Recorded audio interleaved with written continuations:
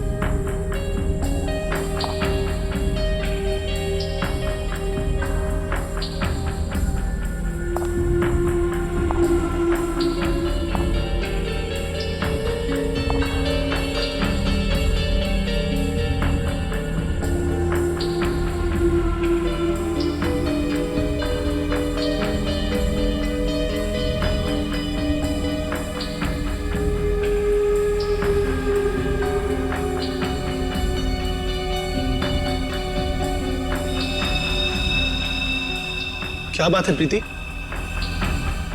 तुम ठीक तो हो ना?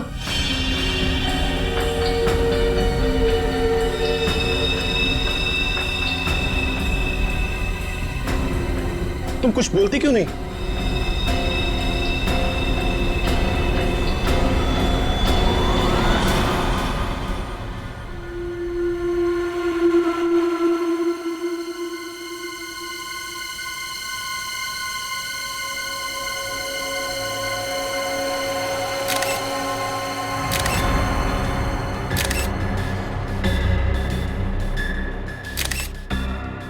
तीन, चार, पाँच, छह, सात। सात बार चाकू से घुपा गया इस विशाल को।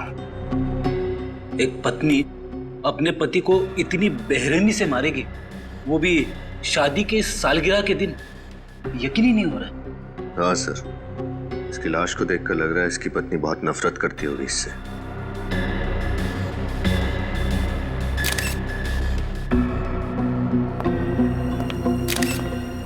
आप लोग कौन है विशाल के?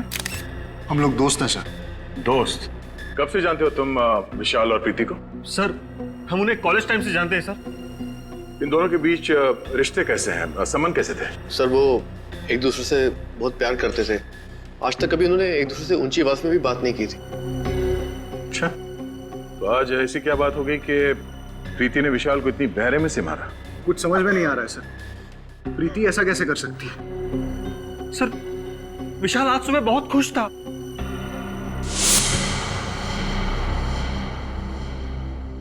हैप्पी एनिवर्सरी प्रीति। मैं दुनिया का सबसे खुशनसीब पति हूं जो मुझे तुम्हारे जैसी बीवी मिली।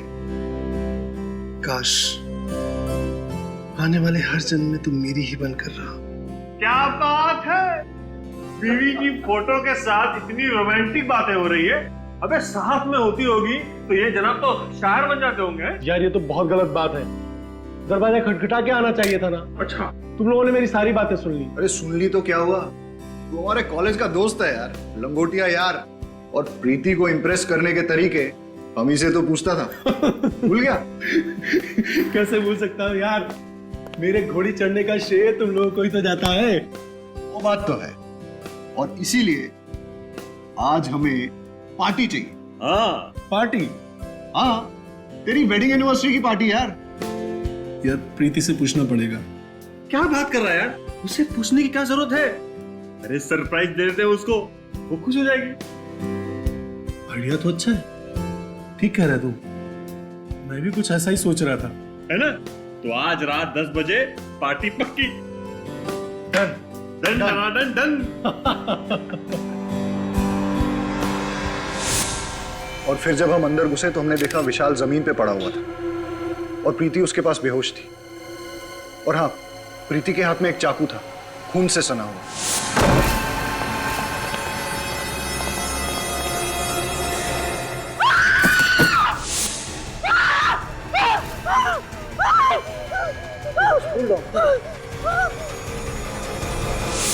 अच्छा, विशाल ने पिछले कुछ दिनों में प्रीति के बर्ताव के बारे में कुछ कहा कि वो किसी बात को लेकर टेंशन में थी या विशाल से किसी कारण वो परेशान थी?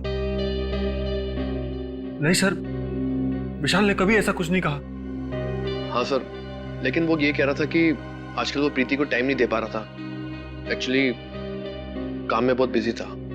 आखिरी बार आपने कब बात की प्रीति से? आज शाम को ही बात की थी मैंने उससे। वो बहुत खुश थी, बहुत ही खुश।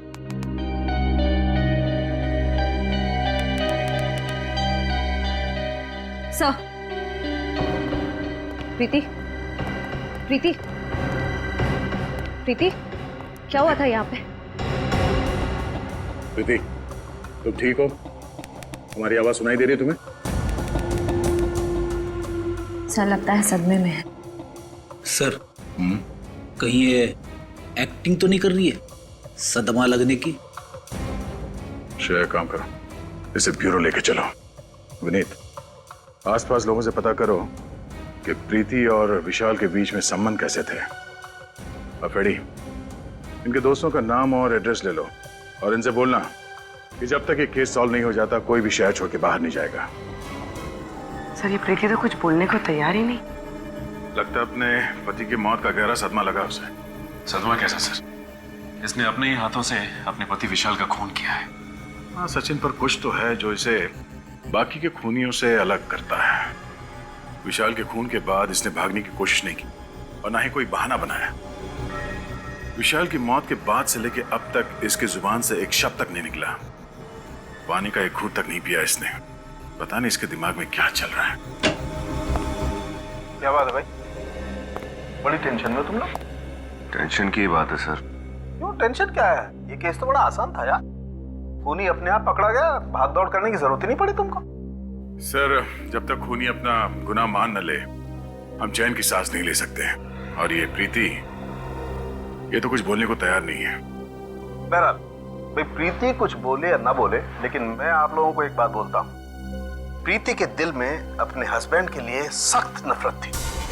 नफरत? पर सर, इनके दोस्तों ने तो कहा कि ये लोग एक दूसरे से बहुत प्यार करते थे। लव मैरिज थी इनकी।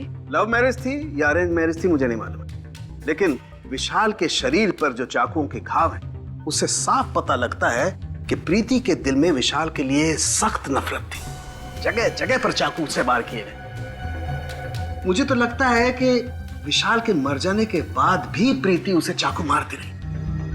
इतनी नफरत? प्रीति,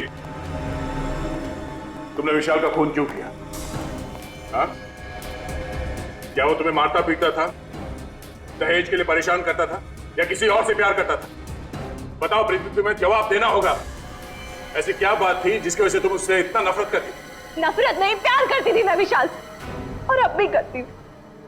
विशाल की मौत के बाद जो खोया वो आप लोग नहीं समझो, और वैसे भी विशाल की जाने के बाद मेरी जिंदगी का कोई मतलब नहीं। अगर तुम इतना प्यार करते थे विशाल से तो फिर उसे मारा क्यों? क्या फायदा? वैसे भी आप लोग सीआईडी वाले मेरी बात का कहाँ विश्वास करेंगे? विश्वास करना है या नहीं, वो हम पे छोड़ दो। पहले बताओ कि तुमने विशाल को क्यों मारा? मुझे नहीं पता उस दिन क्या हुआ। मुझे विशाल पर बहुत गुस्सा है और मैंने बिना सोचे समझे उसे मार डाला। कोई किसी को बेवजह 7-7 बार चाकू नहीं मारता प्रीति। मैंने कहा था आप लोग मेरी बात का भरोसा नहीं करेंगे, और वैसे भी मुझे कुछ नहीं कहना। चढ़ा दीजिए मुझे फांसी पर, मुझे नहीं जीना। चढ़ा दीजिए मुझे फांसी पर, मैं विशाल के बिना नहीं जी सकती। दया, मुझे लगता है इस लड़की के साथ कुछ प्रॉब्लम है। कैसी प्रॉब्लम सर? यार वो तो समझ में नहीं आ रहा है, लेकिन मुझे लगता है कत्ल करते वक्त इस लड़की का दिमाग इसके काबू में नहीं था। सर, कत्ल करते वक्त तो किसी भी खूनी का दिमाग काबू में नहीं रहता। मुझे तो लगता है ये लड़की झूठ बोल रही है।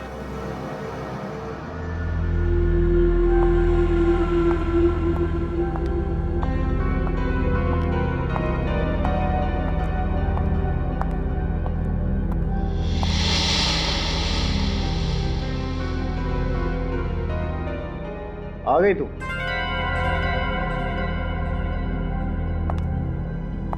फोन भी नहीं उठा रही। मुक्ता कहां रह गई थी तू?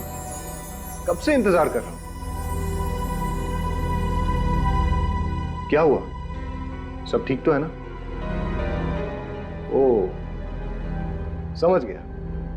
लगता है इस बार तुमने फिर से क्रेडिट कार्ड की लिमिट एक्सीड कर दी है ना? डोंट वरी, मैं कमाता किसके लिए हूं यार? तुम्हारे लिए। अभी बहुत लेट हो रहे हैं, चलते हैं, ठीक है?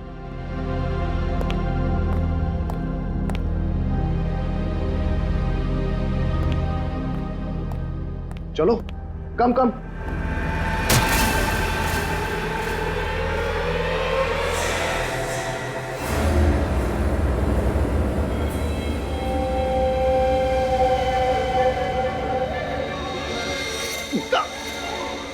ये क्या किया तुमने? क्या कर रही हो ये?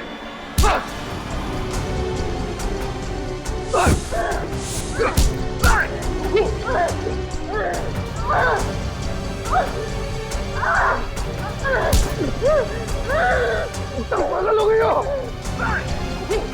आवाज छोड़ो मुझे! उठाओ! सिक्योरिटी!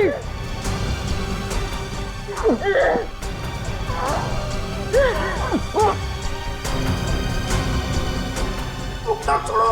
क्या कर रही हो? मैं क्या कर रही हूँ? अरे छोड़िए, आप क्या कर रही हैं? अरे छोड़िए मैडम।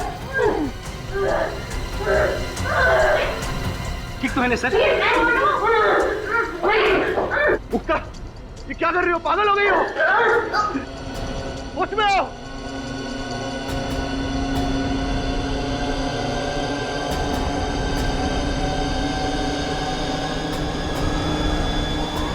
मुक्ता!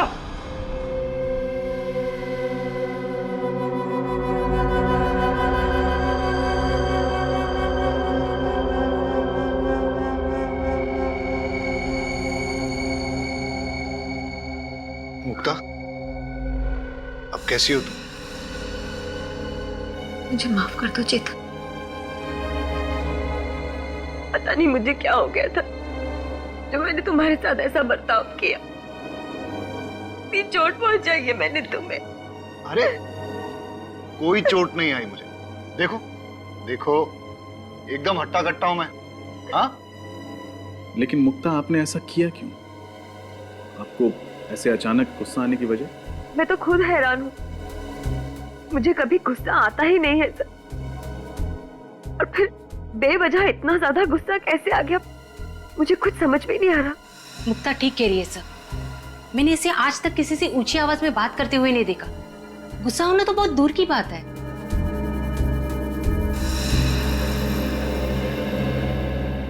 तो आप दोनों का कहना है कि आप लोगों ने अपने अपने पतियों पे इसलिए हमला किया क्योंकि आप लोगों को अचानक उन दोनों पे बहुत तेज गुस्सा आने लगा। फिर हैरानी की बात यह है कि आप दोनों के पास कोई ठोस वजह नहीं थी उनसे गुस्सा होने की, राइट? जी हाँ सर, पता नहीं मुझे क्या हो गया था। वो तो शुक्र है भगवान का कि चेतन को कुछ हुआ नहीं, वरना मैं अपने ही हाथों अपने आप को विधवा कर लेती। 2 दिनों के अंदर ऐसे 2 हादसे होना कोई इत्तेफाक तो नहीं हो सकता। जरूर कोई बड़ा कारण है इसके पीछे जो इस वक्त हमें दिख नहीं रहा। और इस बात के तह तक पहुंचने के लिए हमारा ये जानना बहुत जरूरी है कि उस दिन आप लोगों ने क्या क्या किया था। सर, उस दिन विशाल ने मुझे सुबह उठाया, मेरे लिए ब्रेकफास्ट बनाया, मुझे बहुत पैम्पर कर रहे थे क्योंकि हमारी एनिवर्सरी थी उस दिन। फिर उनके ऑफिस जाने के बाद मैं तैयार होकर बाजार गई। वहां मैंने विशाल के लिए एनिवर्सरी गिफ्ट खरीदा। उन्हें म्यूजिक बहुत पसंद था, इसलिए मैं उनके लिए स्पीकर्स लेकर आई और फिर मैं घर चली आई। अच्छा ये बताइए, उस दिन आपने बाहर कुछ खाया था?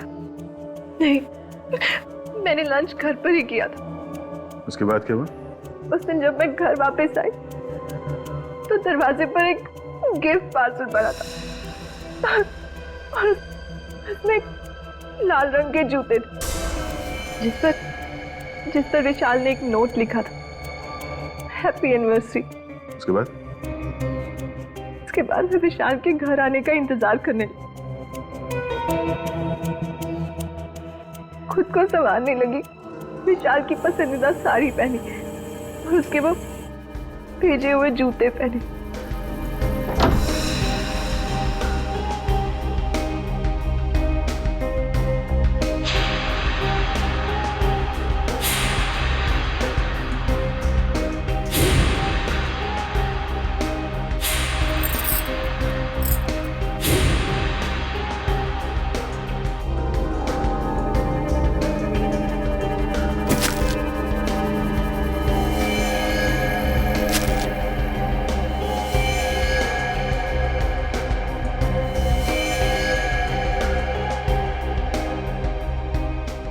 और जब वो घर लौटे तो मैं और मुक्ता जी, आपने क्या किया था उस दिन? सुबह होते ही मैं और चेतन घर से निकल पड़े। वो अपने ऑफिस चले गए और मैं अपने बैंक का काम खत्म करके मार्केट में ही घूमने लगी। फिर मैं एक जूते की दुकान में गई। ये बिल्कुल नया स्टॉक है मैम, आपको जरूर पसंद आएगा। ये है तो बहुत प्यारे, लेकिन क्या आपके पास इनमें लाल कलर है? नहीं मुक्ता जी, लाल कलर के जूते आउट ऑफ स्टॉक है। भाई साहब, मैं पार्टीज में ना सिर्फ लाल कलर पहनती हूँ, मंगा दीजिए ना। अरे क्यों नहीं मुक्ता जी, आपके लिए क्यों नहीं मंगवाऊंगा। मुझे शाम तक का वक्त दीजिए, मैं लाल कलर का जूता आपके घर पे भिजवा दूंगा। ठीक है, लेकिन 4 बजे तक भिजवा दीजिएगा। ओके? वही जूते पहन के मैं चेतन के ऑफिस गई और फिर ऑफिस। अच्छा ये बताइए कि आपने बाहर कुछ खाया पिया था क्या? जी हाँ, मैंने और चेतन ने लंच बाहर ही किया था। पूर्वी, इन दोनों को अंदर ले जाओ। आई।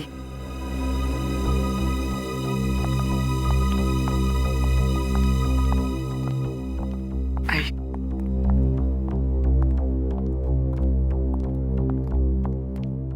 सर, दोनों कहानियों में एक चीज कॉमन है, लाल जूते।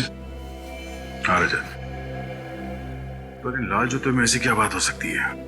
मगर सर, प्रीति को ये लाल जूते उसके पति ने गिफ्ट किए थे और मुक्ता को दुकानदार ने होम डिलीवरी की थी। हाँ विनीत, मगर ये लाल जूते ही हैं जो इन दोनों कहानियों को आपस में जोड़ती है।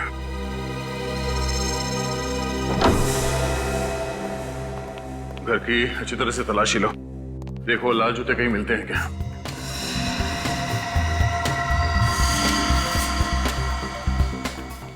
निखिल तुम अंदर चेक करो, मैं यहां देखता हूं।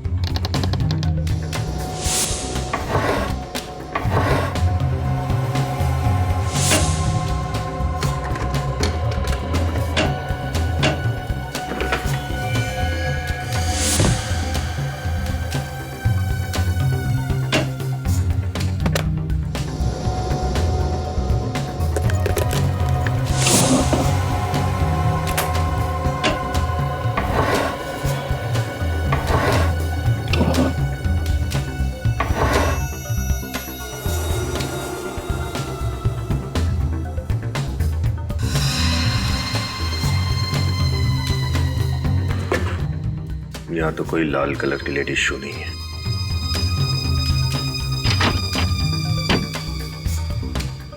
सर जूते अंदर नहीं है, यहां भी नहीं। चेतन, जूते कहाँ हैं? यहीं कहीं होने चाहिए सर। यहीं कहीं होने चाहिए, तो हैं कहाँ? नहीं सर, यहाँ पे तो नहीं है। सर, बेडरूम में भी जूते नहीं मिले। सर यहाँ भी नहीं मिले।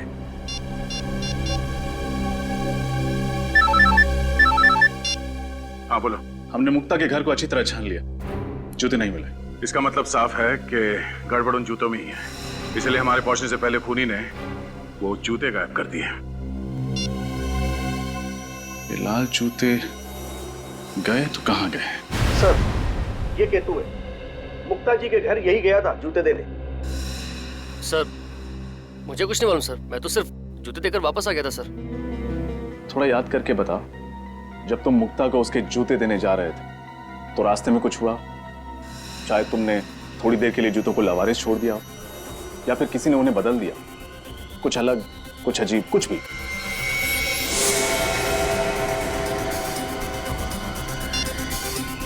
हेलो, हाँ सर, एड्रेस मिल ही नहीं रहा है। कौन सा पता देकर रखा है? मिल ही नहीं रहा है। अरे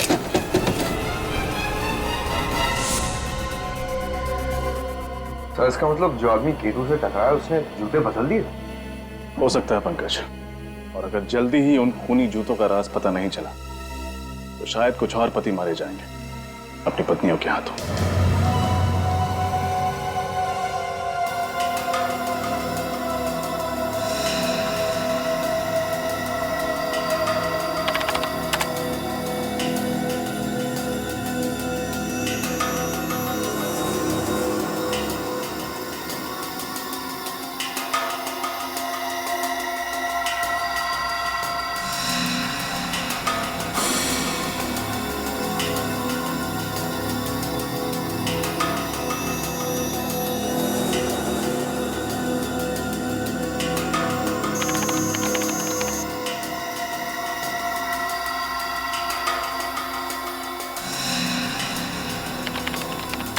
आप लोग आप उठ सकते हैं।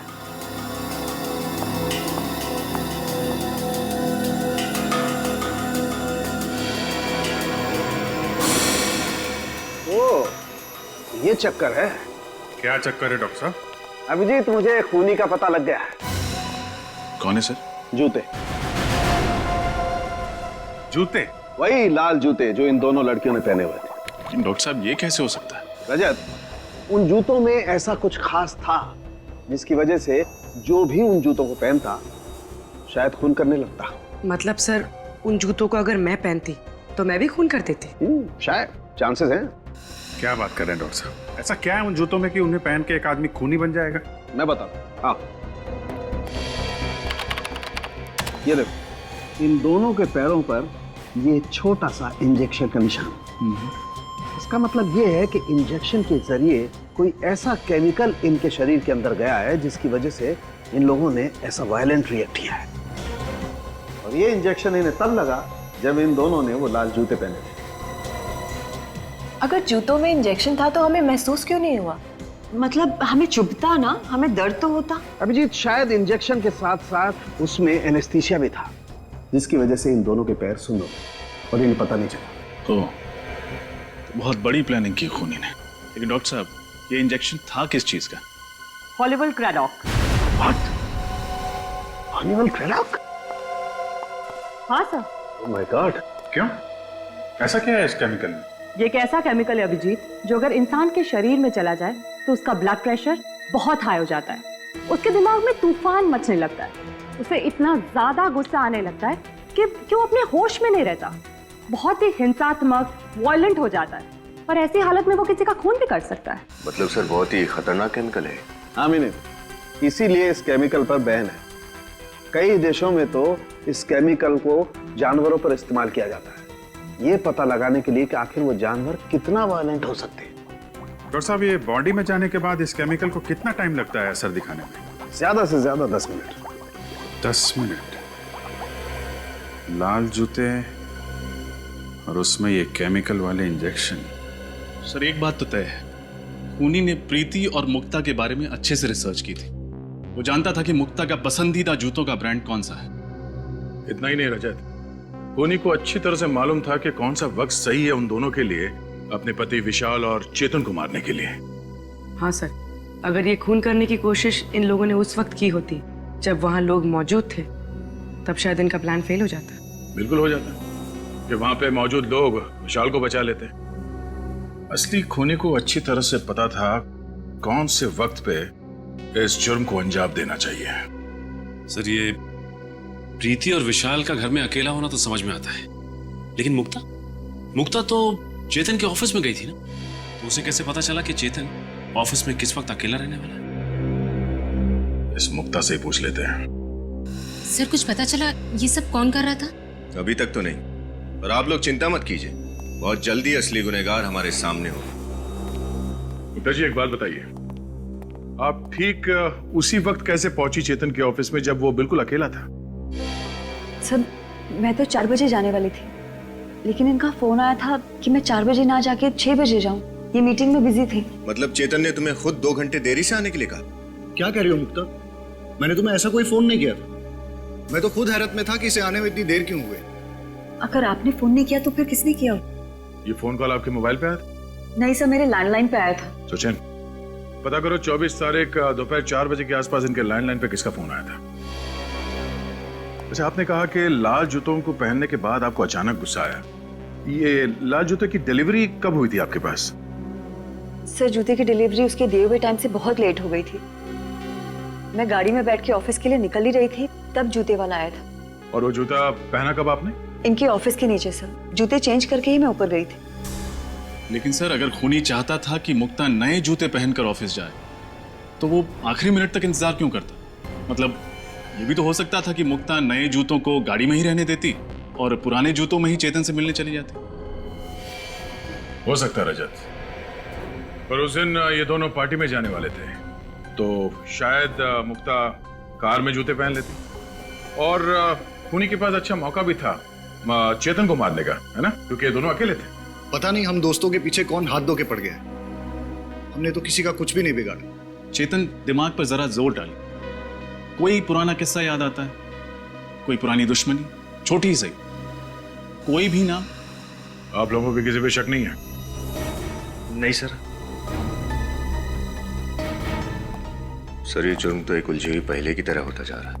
अगर इनका कोई दुश्मनी नहीं था, फिर कौन ऐसा होगा जो इतनी गहरी साजिश रचेगा इन दोनों को मारने के लिए? ये सब कुछ एक सोचा समझा हुआ प्लान है। खूनी ने ऐसा वापरा जैसे शतरंज के खिलाड़ी घोड़ों और ऊंट को वापरता है। हाँ सर, खूनी ने ये सब उन जूतों के जरिए किया है, उनमें इंजेक्शन फिट करके। इसका मतलब है वो जूते ऑर्डर देख के बनवाए गए थे, तभी तो सोल के नीचे इंजेक्शन रखने का जगह बना पाया वो। सर, फिर तो खूनी लेदर मार्केट भी गया होगा चमड़ा खरीदने। बिल्कुल गया होगा। उन सारी दुकानों में जाके पता करो जहाँ पे ये जूते बनते हैं या फिर उन्हें बनाने के सामान बेचे जाते हैं। सर, उस नंबर का पता चल गया है सर। वो फोन चेतन ने नहीं बल्कि किसी अरुण कुमार ने किया था। अरुण कुमार? मुक्ता, आप किसी अरुण कुमार को जानती हैं? अरुण कुमार? नहीं सर, मैंने तो ऐसे किसी आदमी का नाम भी नहीं सुना। प्रीति, तुम? मैं किसी अरुण को नहीं जानती। शायद विशाल जानता हो। अगर विशाल जानते किसी को तो मुझे जरूर बताते। हाँ, अरुण कुमार। शायद एक अरुण था तो सही हमारे कॉलेज में, है ना? अरे नहीं, वो तो अरुण यशोधन था, अरुण कुमार नहीं। आप सब में से कोई भी अरुण कुमार को नहीं जानता, मगर वो आप सबको अच्छी तरह से जानता है। विशाल को क्यों मारा तुमने? मारा मतलब सर? विशाल? कौन विशाल सर? ये विशाल। अब कुछ याद आया? नहीं सर, इस आदमी को तो मैं पहली बार देख रहा हूँ। अच्छा,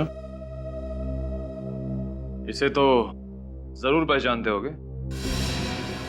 नहीं सर, अब ये कौन है? ये चेतन है। चेतन बन के उसकी वाइफ को फोन करते हो और कहते हो चेतन को ही नहीं पहचानते। कमाल है। सर, मैं किसी और की वाइफ को क्यों फोन करूंगा सर? मेरी खुद की वाइफ है फोन करने के लिए। झूठ मत बोलो। फोन रिकॉर्ड से हमें पता चला है कि कल शाम 4 बजे तुमने ही मुक्ता को फोन किया था। मुक्ता? सर, मैं इनमें से किसी को नहीं जानता। कौन है ये सब सर? और कल 4 बजे? हाँ सर, 1 मिनट। मैं कल शाम को 4 बजे बाजार गया था और एक आदमी ने मुझसे फोन मांगा था एक कॉल करने के लिए। एक आदमी को दिया था फोन कॉल करने के लिए। बड़ी अच्छी कहानी बना लेते हो। मैं कहानी नहीं बना रहा हूँ, आप खुद सोचिए। अगर मुझे जुर्म करना होता तो मैं खुद का फोन क्यों इस्तेमाल करता? किसी पीसी या किसी और फोन से कॉल नहीं कर सकता था क्या? उस आदमी की शक्ल याद है तुम्हें, जिसने तुमसे तुम्हारा फोन मांगा था? नहीं सर, थोड़ा जल्दी में था तो ज्यादा ध्यान नहीं दिया मैंने। ठीक है, अगर तुम्हारी ये कहानी झूठी निकली तो तुम अपने बच्चों को कहानी सुनाने लायक नहीं रहोगे।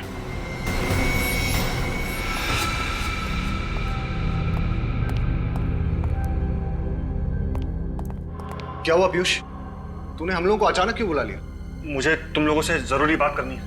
हाँ बोलना। मुझे लगता है वो वापस आ गया है। What? पागल तो नहीं हो क्या तू? अरे यार मैं ठीक कह रहा हूँ। विशाल ऊपर पहुंच गया, चेतन मरते मरते बचा। इससे पहले कि हम दोनों का टिकट कट जाए, हमें सब कुछ सीआईडी को बता देना चाहिए। दिमाग तो नहीं खराब हो गया तेरा? अगर सीआईडी को इस बात की भनक भी लग गई ना, तो तू सोच नहीं सकता वो हम लोगों का क्या हाल करेंगे। अरे यार जो होगा देखा जाएगा। यूं बेमौत मरने से तो अच्छा ही है ना। देख, अगर तूने सीआईडी को बताने की बात भी की ना, तो वो वापस आया हो या ना आया हो, मैं तुझे जरूर मार डालूंगा। अरे मुझे बचा ले यार। मैं पागल हो रहा हूँ, पागल। मेरा दिमाग फट रहा है, दिमाग। मैं मरना नहीं चाहता, मैं मरना नहीं चाहता, मैं जीना चाहता हूँ, मैं जीना चाहता हूँ। पीयूष, तू घबरा मत, कुछ नहीं होगा हम लोगों को, सब ठीक हो जाएगा। डोंट वरी, हम तेरे साथ हैं ना। मैं मरना नहीं चाहता हूँ, मैं जीना चाहता हूँ, मैं मरना नहीं चाहता, मैं मरना नहीं चाहता। Please help me. कहाँ?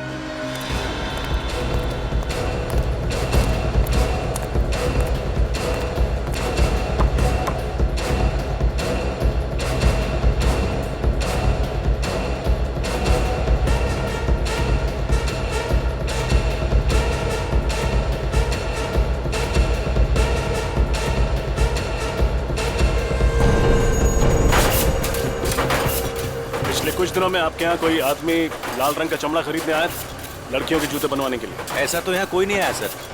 सर आया था, मैनेजर साहब से मिला था। काफी कम लेदर चाहिए था उसे, वो भी लाल रंग का ही चाहिए था साहब। कौन था वो? चेहरा याद है उसका? मुझे तो नहीं साहब, मैनेजर साहब को याद होगा। ये मैनेजर कहाँ, बुलाओ जरा उसे। मैनेजर साहब छुट्टी पे गए हैं। छुट्टी पे गया। फोन लगाओ सर, बोलो सीआईडी ने ब्यूरो में बुलाया स्केच बनवाने के लिए।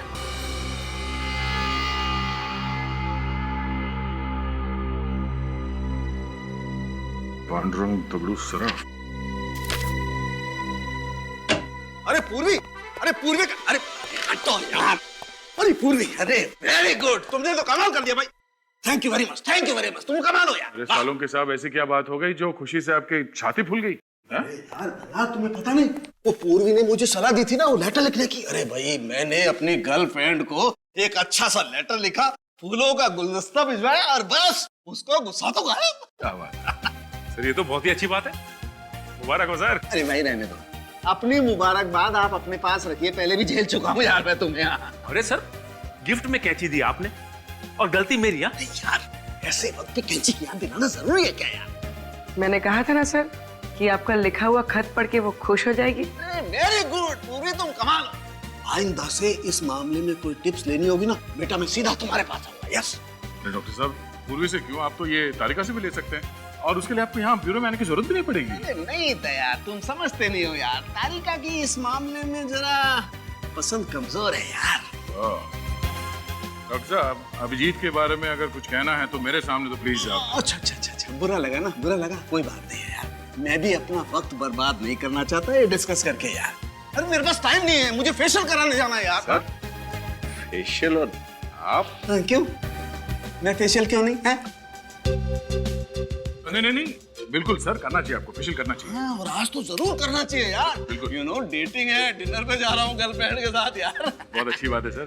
उम्मीद करते हैं कि जब तक आप दोनों का डिनर खत्म हो जाता है तब तक हम लोग ये केस सॉल्व कर देंगे। यस यस, ऑफ कोर्स तुम केस सॉल्व करो, मैं डिनर सॉल्व करता हूँ। बाय पूर्वी, बाय। सो डॉक्टर साड़ुंकी की भी कमाल क्या, उम्र 55 की, दिल बचपन का। अरे उनके सामने मत बोल देना, जीना हराम कर देंगे तुम्हारा। सर स्केच तैयार हो गया। गुड, देखे जरा। तो ये है वो चैंपियन। अब इस चैंपियन का अच्छा वक्त शुरू होगा।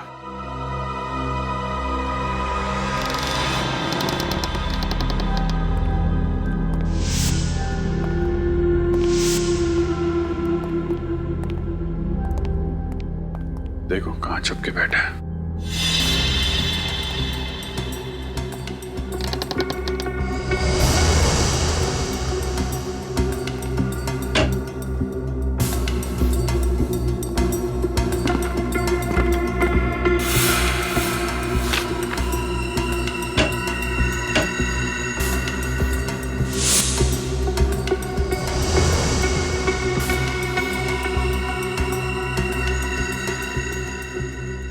इसकी फोटो।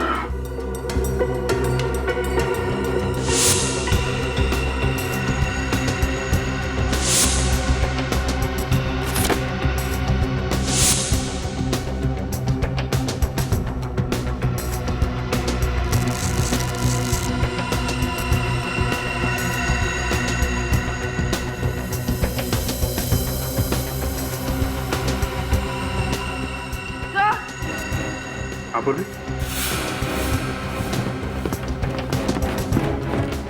सर यहाँ पर ये नीडल्स और सिरिंजेस मिली है। सर ये वो केमिकल जो जूतों में इस्तेमाल किया गया था। और सर ये जेल जो पैरों को सुन्न करने के लिए जूतों में डाला गया था। सर यहाँ पर ये लाल जूते भी हैं और सर ये इंजेक्शन।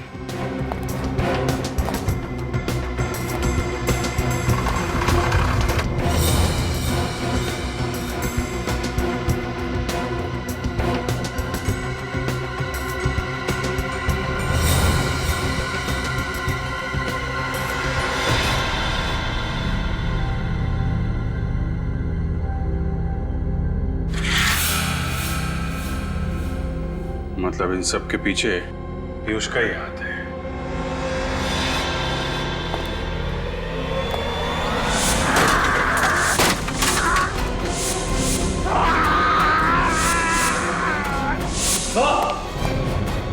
पूर्वी, सब कुछ उठा लो। विनीत, पूर्वी, सब कुछ उठा लो। Vineet,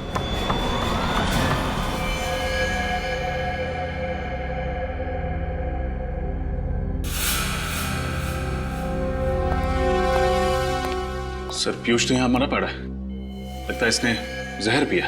My God। सर हमें तो लग रहा था यही सबको मार रहा है। फिर इस पीयूष को किसने मार दिया? इसका मतलब इसके साथ कोई और आदमी भी मिला हुआ था क्या?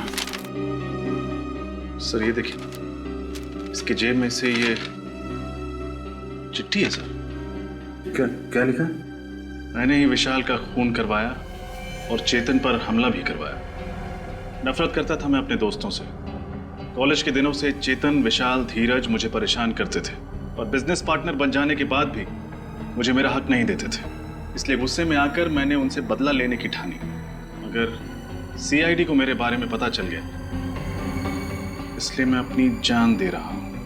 पीयूष, अजीब बात है सर। जब गुनहगार को पता होता है कि एक ना एक दिन वो पकड़ा ही जाएगा, फिर गुनाह करता ही क्यों है? और इसने तो सीआईडी के डर से खुदकुशी कर ली।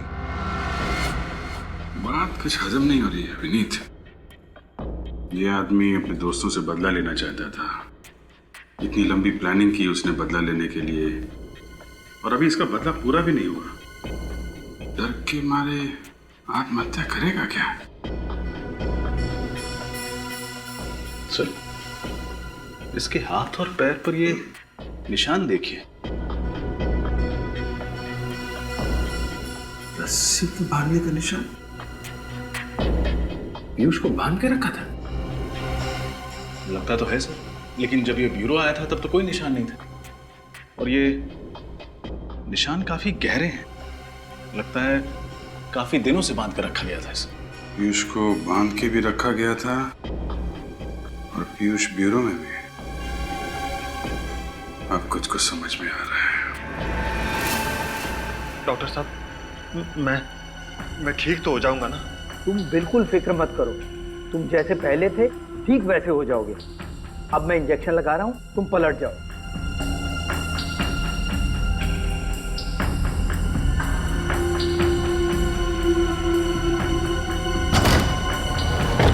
कौन हो तुम लोग? सीआईडी। पीछे हटो।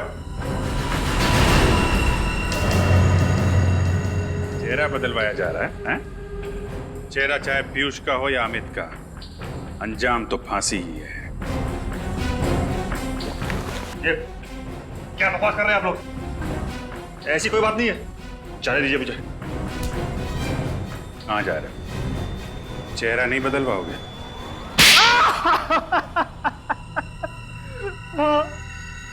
मैं पीयूष नहीं, अमित हूँ। अमित, यही है ना तुम्हारा असली चेहरा? अब बताइए अमित जी, क्यों मारा अपने दोस्तों को तुमने? हैं? दोस्तों के नाम पे धब्बा थे वो लोग, धब्बा। क्यों? ऐसा क्या किया था उन लोगों ने तुम्हारे साथ? उनकी वजह से मैं खूनी बना।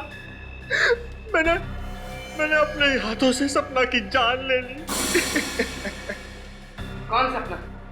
सपना मेरी प्रेमिका। कॉलेज के दिनों में हम एक दूसरे से बहुत प्यार करते थे। एक दिन सपना ने विशाल, पीयूष, चेतन और धीरज को एग्जाम पेपर चुराते हुए देख लिया। फिर उसने धमकी दी कि वो सब कुछ प्रिंसिपल को बता देगी। फिर इन चारों ने उसे मारने का प्लान बनाया। बस सपना तो तुम्हारी गर्लफ्रेंड थी, उनके कहने पे तुमने सपना का खून कर दिया। क्यों? क्योंकि उन चारों ने मुझसे झूठ कहा कि सपना मुझसे बेवफाई कर रही है। वो चारों अच्छी तरह से जानते थे कि मुझे मेरे गुस्से पर काबू नहीं रहता, इसीलिए बिना सच जाने मैंने सपना की जान ले ली। फिर जब तुम्हें सच का पता चला तो तुमने एक एक करके सबसे बदला लेना शुरू कर दिया। हाँ, और डॉक्टर साहब ने मेरी मदद की। इन्होंने मुझे पीयूष का चेहरा दिया, जिसका फायदा उठाकर मैंने अपने प्लान को अंजाम दिया और पीयूष को 1 साल तक कैद कर रखा। और मैं भी यही चाहता था कि इन चारों की मौत की वजह भी वही गुस्सा हो जिसकी वजह से मेरे सपना की मौत हुई थी।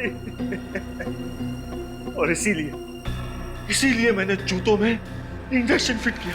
प्लान तो अच्छा बनाया था तुमने, लेकिन एक गलती कर दी। पीयूष के मोबाइल से आखिरी कॉल डॉक्टर साहब को कर दिया। सपना का खून किया तुमने। पश्चाताप के आंसू बहाने के बजाय अपने दोस्तों को भी मारा। तुम्हें तो फांसी ही होगी। और डॉक्टर साहब, आप पैसों की लालच में बिक गए। आपका और इनके बाकी दोस्तों का हिसाब तो अब अदालत ही करेगी।